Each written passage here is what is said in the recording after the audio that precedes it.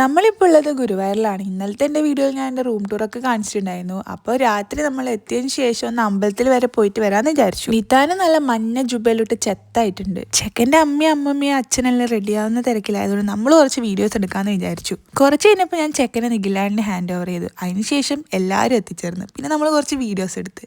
പിന്നെ നേരെ ഗുരുവായൂർ അമ്പലം നടയിലേക്ക്.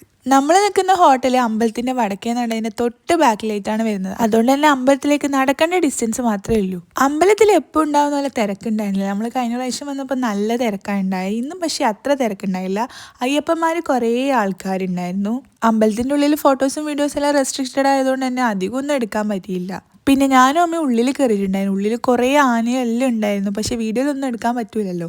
അതിന് ശേഷം നമ്മൾ കുറച്ച് നേരം ഡാൻസൊക്കെ കണ്ടു. പിന്നെ നീതാൻ അങ്ങ് ക്ഷീണിതനായി ഉറങ്ങി. അതുകൊണ്ട് നമ്മൾ വിചാരിച്ചു തിരിച്ച് റൂമിലേക്ക് പോകാൻ. സമയം ഏകദേശം 10:30 ആയതുകൊണ്ട് തന്നെ ഒന്നും തിന്നാൻ കിട്ടില്ല എന്ന് വിചാരിച്ച് നേരെ പോയതും മസാല ദോശ മാത്രം ഉണ്ടെന്ന് പറഞ്ഞു.